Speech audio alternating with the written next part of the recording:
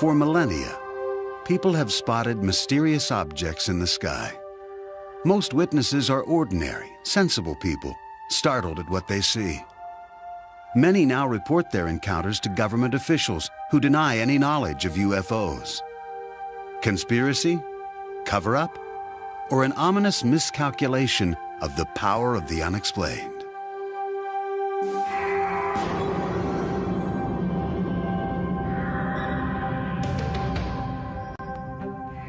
(1980), 140 miles outside London on the east coast of England.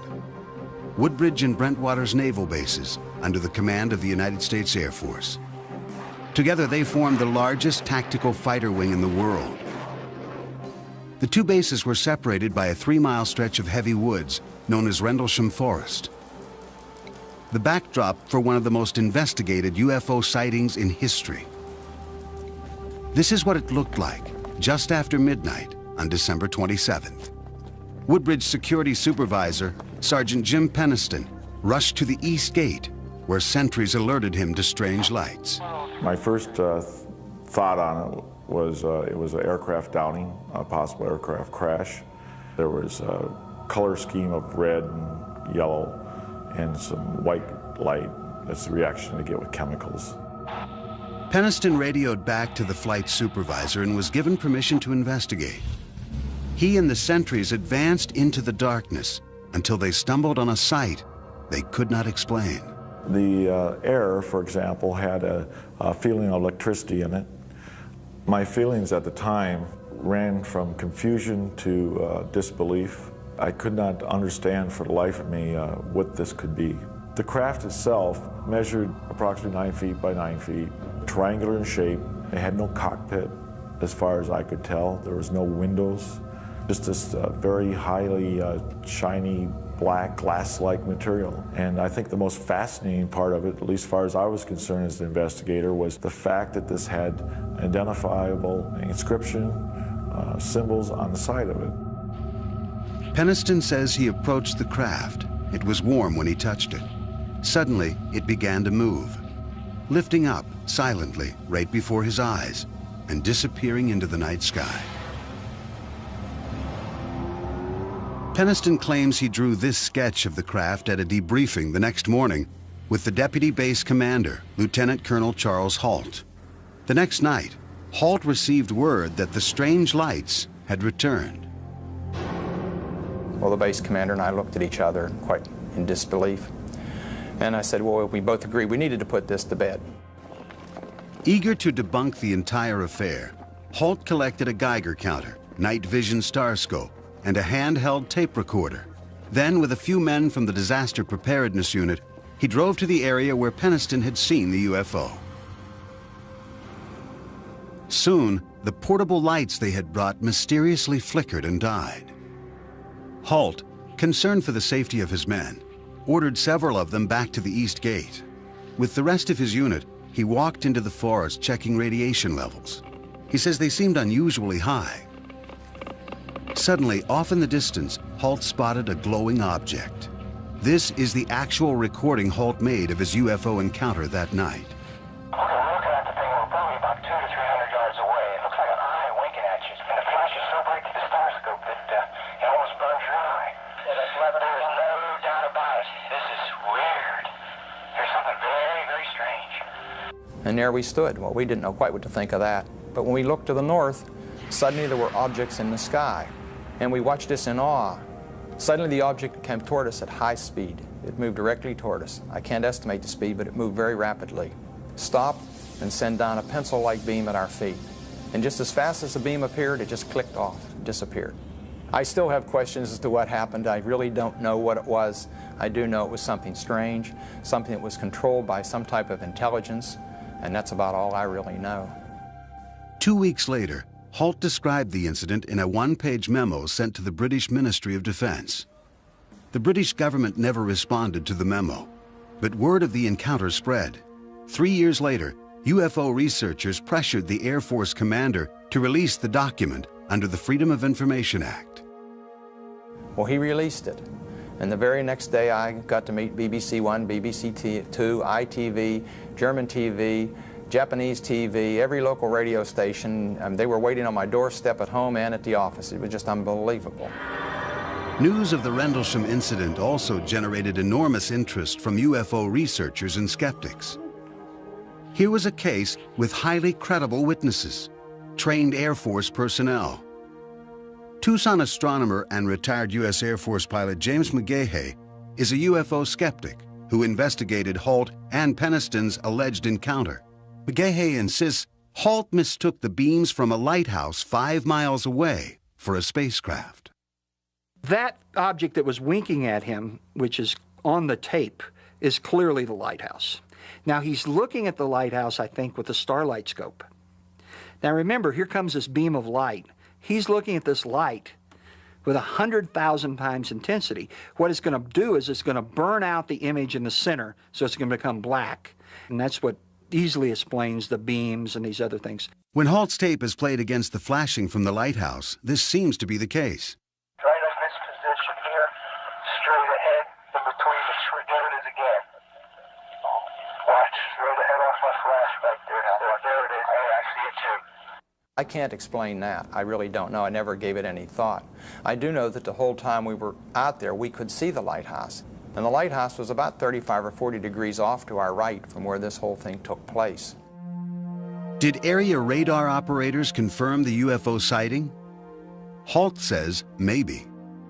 They really didn't confirm they found anything, although later I found out that when they reviewed the tapes, they did find some things on the tape. If he has a radar report, I'd like to see it, because I investigated this and I couldn't find one. Skeptics also suggest the Rendlesham UFO might have been a meteor, bright stars, or a Russian satellite that fell out of the sky that night. To me, this is just a case of where a number of people saw some lights, got a little excited, thought about UFOs, and all of a sudden everything they see is a UFO. The first night, it was a combination of a satellite reentry, a meteor fireball, and a police car driving around in the woods. The second night, it turns out to be a lighthouse, some microwave antennas, and some stars in the sky. We had a controlled landing. Apparently, there was no crater. We also had a craft that was able to take back off with absolutely no sound, which tells me high technology, and maneuver back through the tree line, rise over the trees, hover momentarily, and then take off at incredible speed. It's just totally ridiculous to even consider that it was a Russian satellite or a meteor. Impossible. In 1991, believing serious questions were still unanswered, the British government finally responded to the Rendlesham incident. Nick Pope, its top UFO investigator, reopened the case. I've always felt that Rendlesham Forest is a case which displays a lot of important factors all drawn together. You have a multiple witness event. Those witnesses are trained military observers. The Defense Radiological Protection Service had no explanation as to why the radiation readings taken by Colonel Halt's team were so high. Undoubtedly, something very strange had happened there. Pope requested further investigation. The British government said no and closed the file. Perhaps in part due to this fact, Sergeant Peniston arrived at the site at approximately 1 a.m. and re-emerged from Rendlesham Forest after dawn, but can only account for less than an hour of his time. Skeptics question how Peniston could make such an historic discovery and yet not report back to the base for several hours. What we had thought was apparently only maybe an hour's worth of investigation time turned out to be 4 hours. I got a feeling that might have been the adrenaline. We were pumped up at that point in time. What is it that Peniston says he saw and touched that night?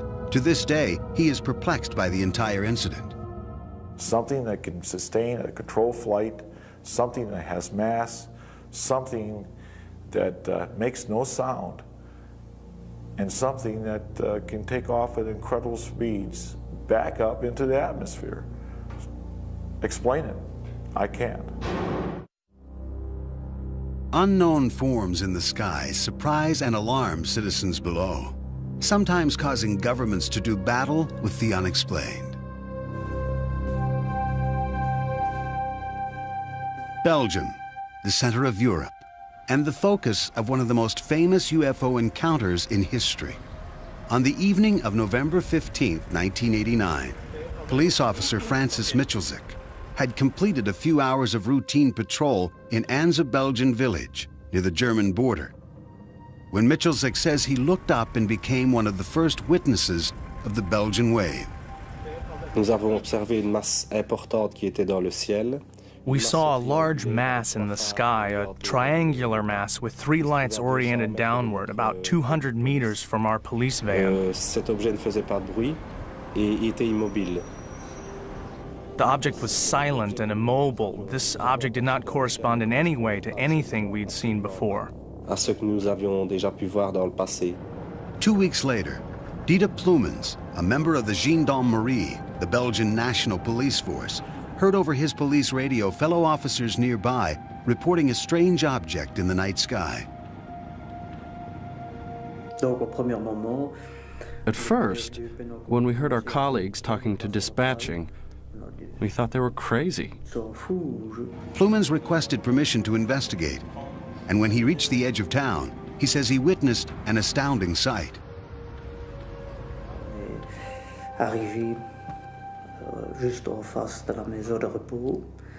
We stopped right in front of the nursing home, and there was an immense object over our heads. The object had three lights at its extremities and a blinking red light in the center. At a certain point, I saw a small object leave the large thing, an object which was also flashing, which came straight down and then turned and flew around the back of the nursing home. After that, the large object transformed itself into a single light, and we followed it toward Germany. Belgian radio and TV soon were filled with reports of similar sightings, prompting hundreds of calls to the office of the top UFO research group in Belgium, known by its acronym SOBEPS. Over the next several months, researchers documented more than 800 so-called close encounters. SOBEPS eventually published 2 thick volumes on the Belgian wave. Specific characteristics of the phenomenon were reported by many people. We have hundreds of reports of people who mentioned something below a distance of 100 meters. Then, on March 30th, 1990, the Belgian wave story took a dramatic twist. Near midnight, several police officers called a NATO radar installation with reports of a UFO. Within an hour, that facility and a second radar station were both tracking an unknown flying object.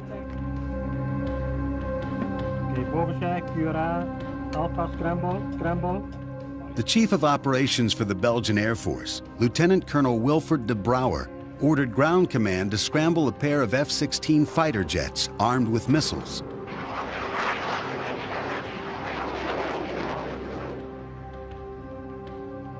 A supersonic high-tech cat-and-mouse game ensued.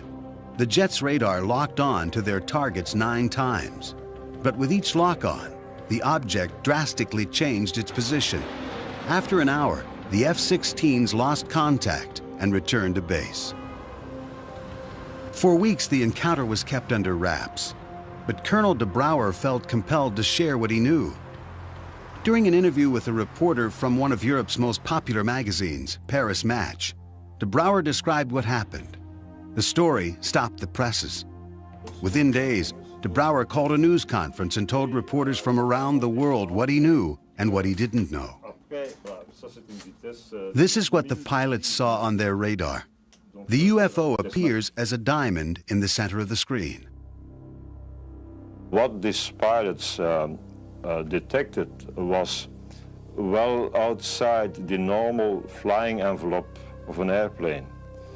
In other words, sometimes they had what we call lock-ons on a target, which gave a parameters varying from speeds between 150 knots till 990 knots.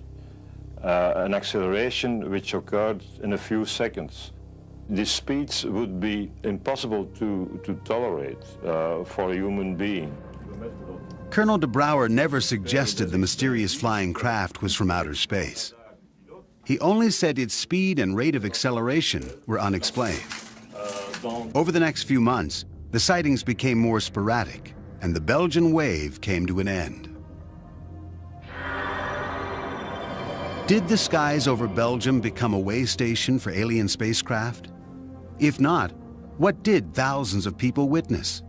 Physical evidence is the key to proving the existence of UFOs. The Belgian wave, despite hundreds of credible eyewitnesses, has produced only one piece of convincing evidence. This photo, taken by a civilian bystander in the town of Petit-Réchon.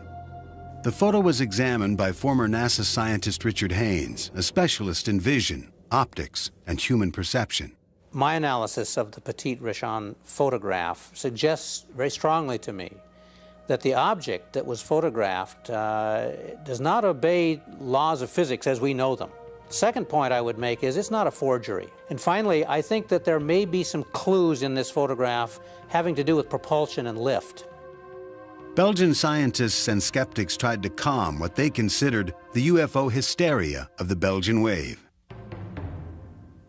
A professor at the Astrophysics Institute at Belgium's prestigious University of Liège, Pierre Mega, decided to put the Petit-Réchon photo to his test. We tried to reproduce this photograph, and we produced this picture, which is well, very close to the original picture. So I think the only way to go ahead and to try to understand more is to do as we did, to analyze the witness report together with the photograph and to see if everything is consistent. And there are so many inconsistencies that it's very hard to believe it's a true picture. I don't see how someone could recreate this down at almost the grain level of the film. It would take a Steven Spielberg kind of a capability to do this in a technical laboratory. The most convincing evidence for the skeptics' position involved the radar lock-ons by the F-16s. Belgium's Electronic War Center analyzed the radar tapes and found that the object descended below ground level at some points, a physical impossibility. The center concluded that all but one of the radar lock-ons were really caused by electromagnetic interference or unusual atmospheric conditions. Eventually, even SOBEPS agreed. But one major question remains unanswered and unexplained. Experts say that when ground-based and air-based radar track the same object simultaneously, the object is real.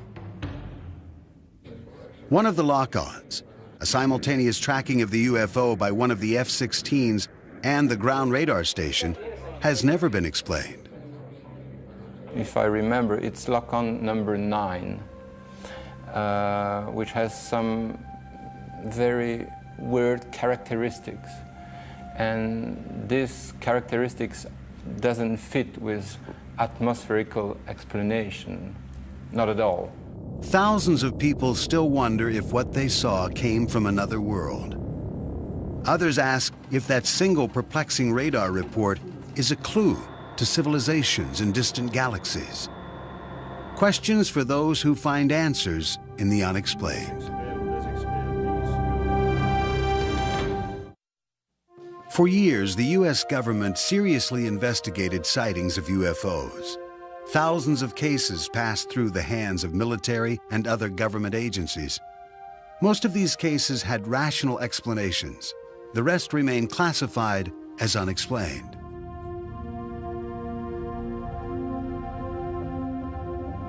"50-year-old Polish immigrant and amateur geologist Stephen Mahalik looked forward to his weekend getaways alone in the Falcon Lake area, 90 miles east of his home in Winnipeg, Manitoba. This was Mahalik's favorite prospecting site.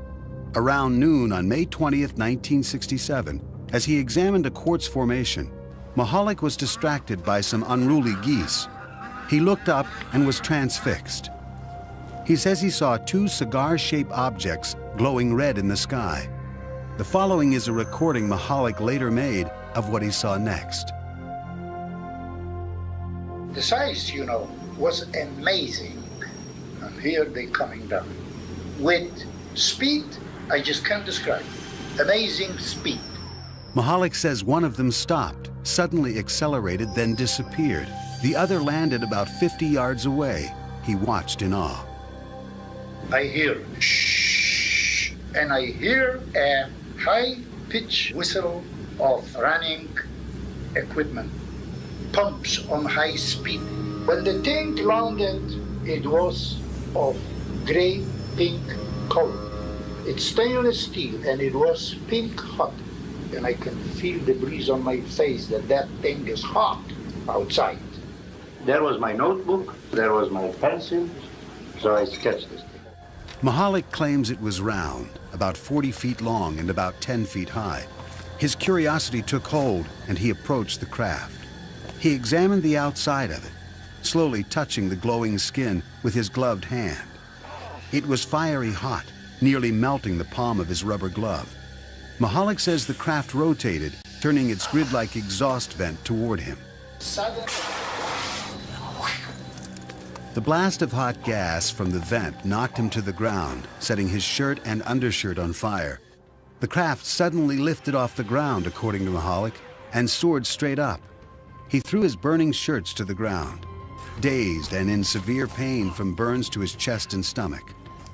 Mahalik says he wandered around for what seemed like hours before he managed to gather up his supplies.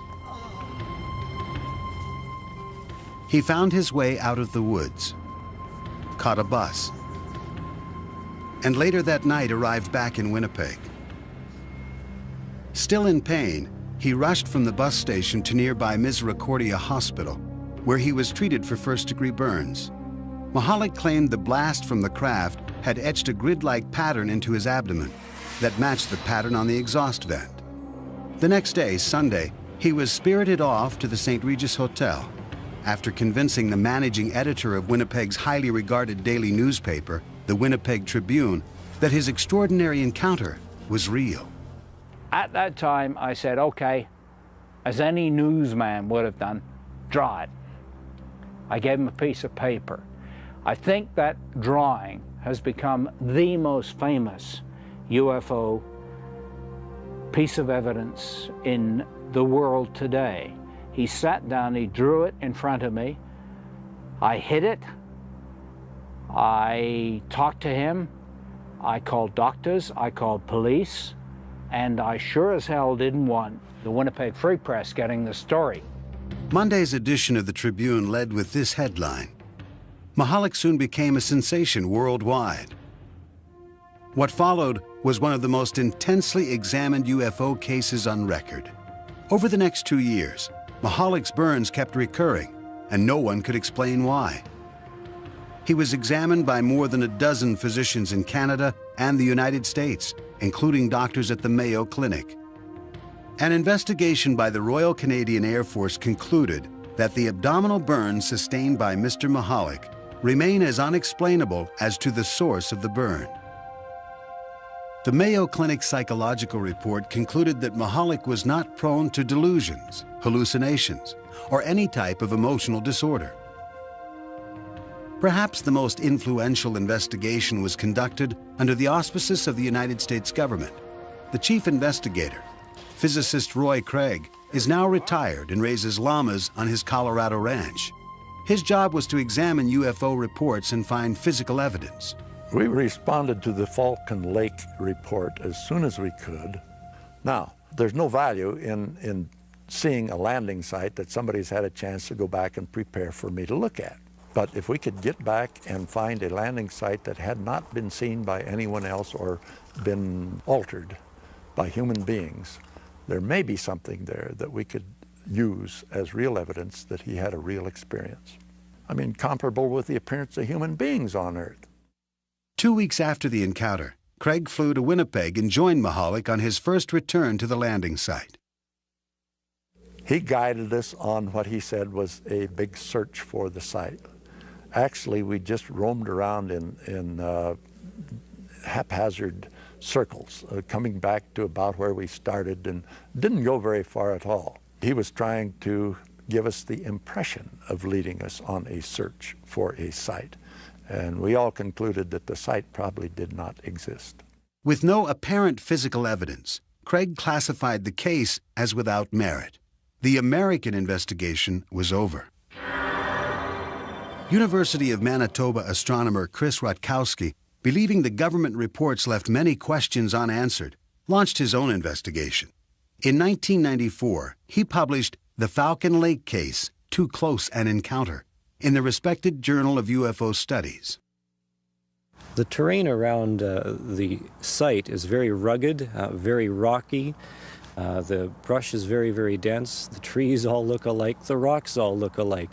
And to a person who's disoriented, not feeling very well, it might be very, very difficult to find the exact site after some period of time has elapsed.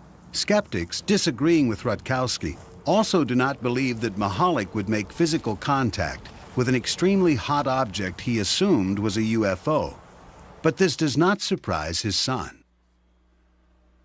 He is the kind of fellow that fear is not in his vocabulary. Not that he's a fearless man, but that when he sees something he doesn't understand, he doesn't fear it. He just chooses to understand it. Skeptics wonder why no one else saw the craft. I talked with the people who were in charge of managing the fire tower. It was manned at that time, and the people were absolutely certain that there was no way that two vehicles like he described, glowing as they were, could fly into that space and out again. There was no way that that could happen without their seeing it. My conclusion on that case is that all the evidence that I found pointed toward hoax rather than a real experience. And not even a skillful hoax, a very inept hoax. Mahalik became bedridden and incapacitated in the 1980s. Was this hard-working and devoted family man capable of crafting such a hoax?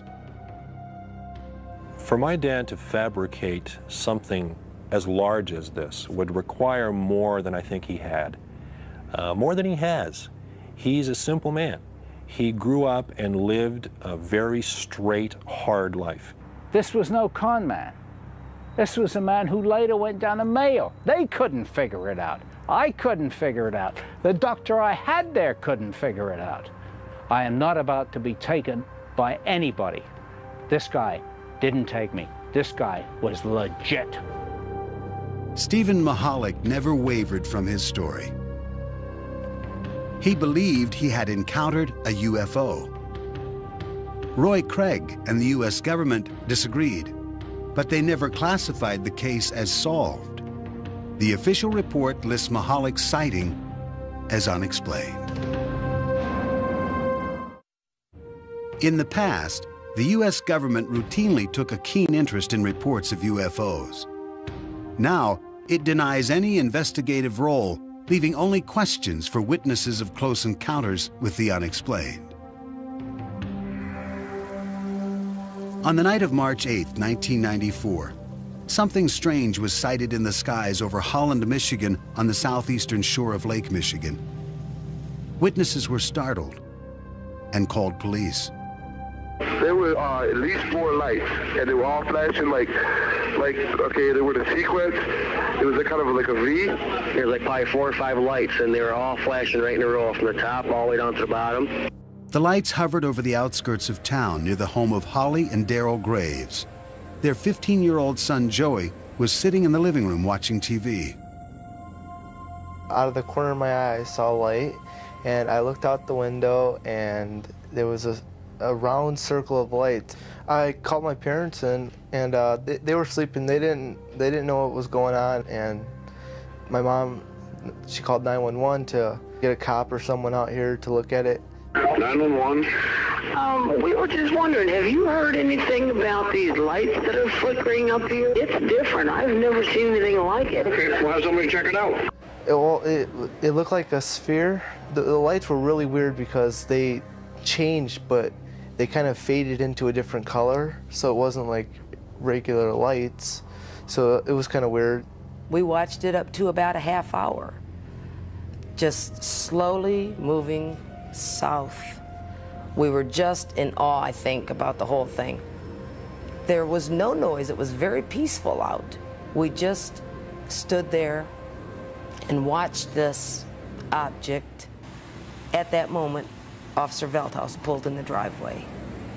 Well, what I saw were two bright lights. Their movement was something that really caught my attention. Their speed accelerated, and then it slowed down again. And I decided to have our 911 dispatcher contact a radar operator in Muskegon, Michigan. It was a clear night. It was about 10 p.m. I was alone on duty, and we had a call from the central dispatcher in Ottawa County, which is quite common for the police department to call us whenever they have any type of weather questions. Weather Service, Muskegon. Hi, Muskegon. This is Ottawa County 911 calling.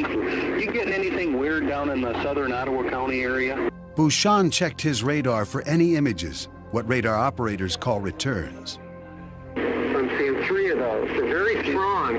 These are huge returns. I've never seen anything like this. Not even when I'm doing storms. This is really weird. These are bigger than planes. They're about over center of Lake Michigan, 3 of them in a triangle. What was extraordinary about this case was that radar apparently detected the object at the same time witnesses saw it. It is a level of confirmation rarely achieved in reported UFO sightings. Airplanes look like they're moving. These were just sitting still. And then a few minutes later, they would disappear from one spot and show up somewhere else. I really didn't know what it was.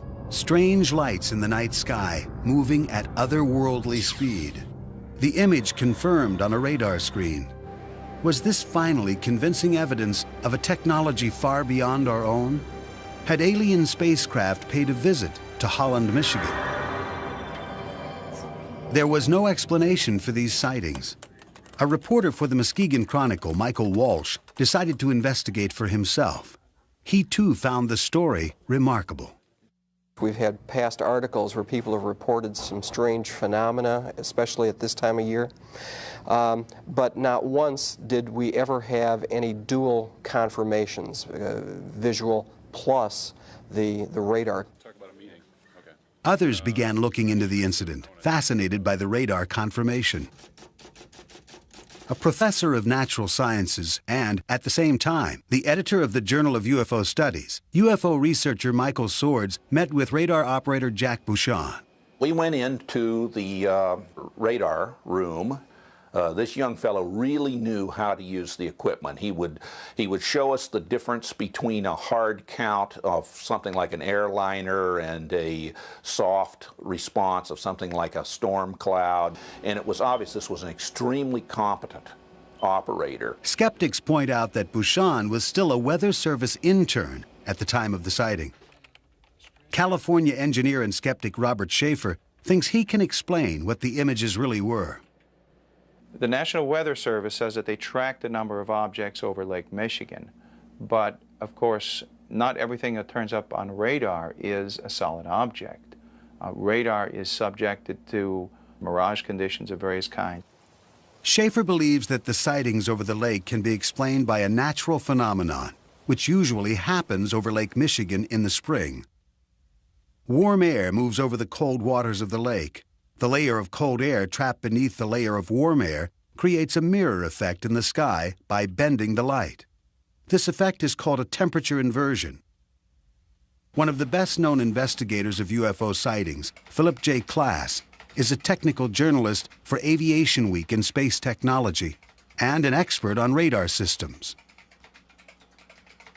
Ground radar, especially during temperature inversion conditions, the rays can be, instead of going straight out, they can be bent downwards, so where you get echoes from the ground. We're trained to know the difference between temperature inversions and, for instance, precipitation, because they appear to be the same thing. Klass says that since Bouchon was using old linear radar, not the newer Doppler radar, the images were probably atmospheric tricks. It is a weather radar. It is not designed, especially, to detect metal objects or aircraft. These returns were not only hard returns, but they showed up in this geometric pattern. And that when, say, the lead return would move out into Lake Michigan, the other two would stay behind. Then they would move to reform the triangle. In fact, according to Muskegon Chronicle reporter Michael Walsh, most of the UFO witnesses did report strikingly similar patterns, shapes, and sizes. I believe that each of them sincerely believed what they saw was something extraordinary. That's not to say that it's extraterrestrial or paranormal. It may very well be a very physical manifestation of something that we don't yet know about. There is no consensus on what the UFOs over Holland, Michigan might have been. Skeptics point to a temperature inversion and its effect on both the lights in the sky and the radar on the ground. Witnesses, including a Weather Service radar operator, say they know they saw something real. But what was it? I have no idea. Personally, I'm not sure what I saw either. Well, it was a UFO. I was like in awe. Do these eyewitness accounts and the radar confirmation merit further investigation? The government answered that question long ago. It says no, leaving this encounter one that may forever remain unexplained. Since the 1940s, believers in the unexplained have charged the U.S. government with conspiracy and cover-up. In the 1990s, those charges concentrated on a super-secret military base.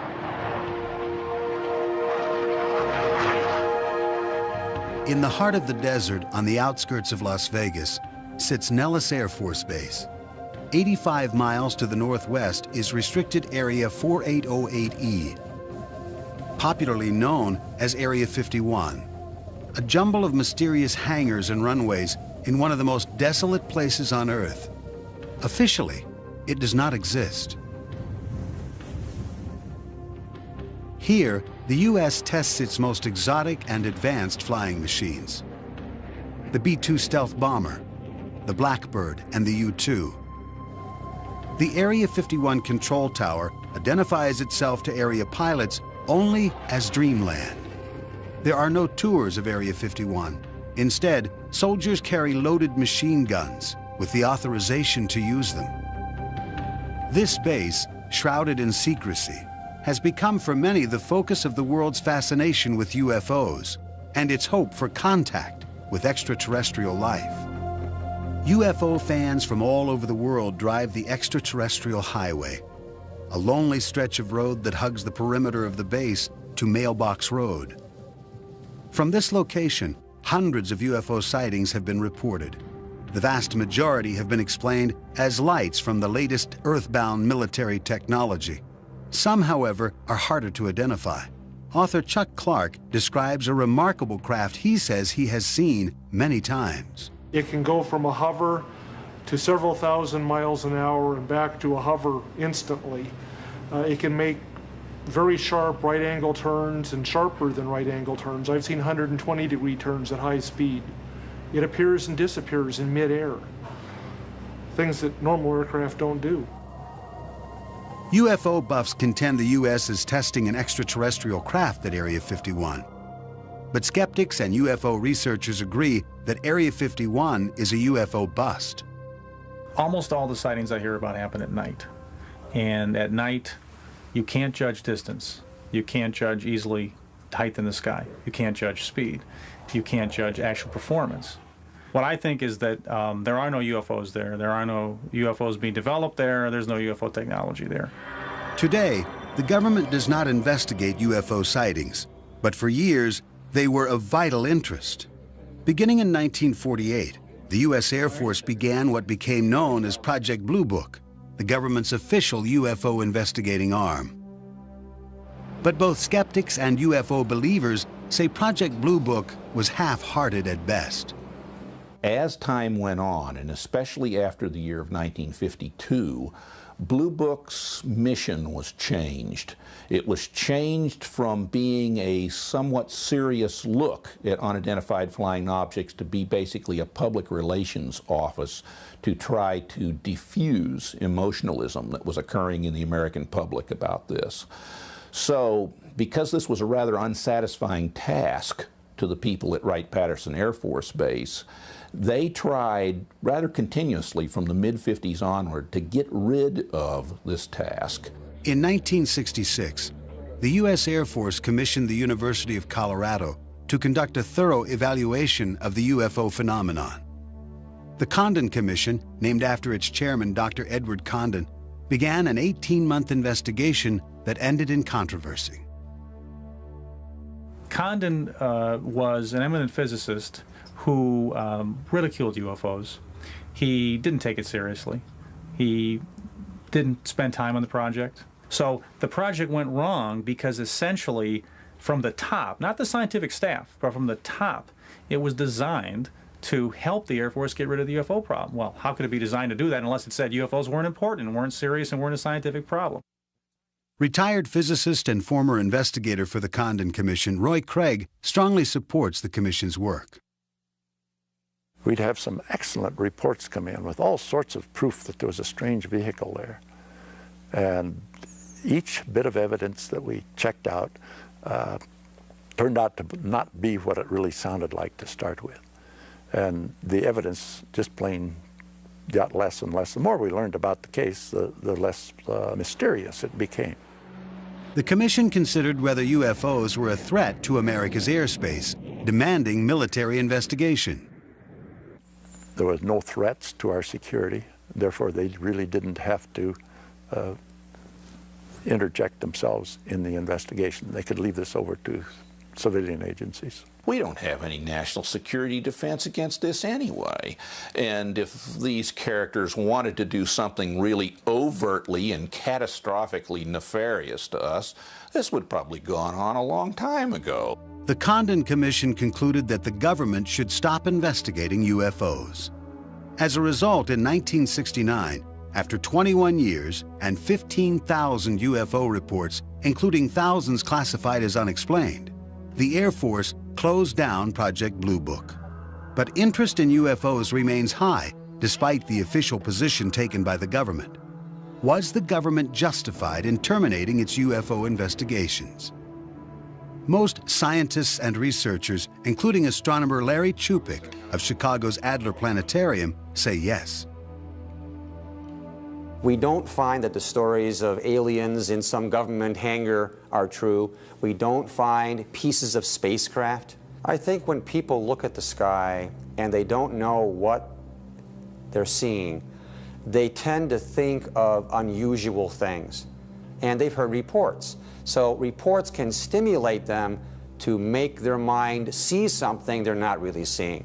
I don't reject the idea that there are flying saucers on Earth from elsewhere on the basis that has always been given that our universe is so vast that they couldn't get here, and therefore they aren't here. We could not, because of our ignorance of our universe, say that other beings could not be here. I think it's arrogance to make that kind of statement on the basis of our current scientific knowledge. But that doesn't mean that I think they are here. I don't believe we've been visited by extraterrestrials. I haven't seen the evidence for it yet. So we say the question is very much open and should be studied carefully. For 30 years, I've been looking. I have yet to find a single piece of scientifically credible evidence to indicate that we have alien visitors. All we have are unexplained cases. Have we been visited by extraterrestrials? Could the elusive evidence be found in a small number of mysterious reports that defy explanation? Almost all of them turn out to be things we as scientists can identify, even though most people couldn't. Now, those last few are always questionable because neither we nor the observers know what they are. These are the unexplained. People will always stare at the sky and wonder about its mysterious images. They then will turn to their leaders for answers. The leaders turn to science. In the end, people have a choice. Accept the answers of science or embrace what lies in the vast reaches of the unexplained?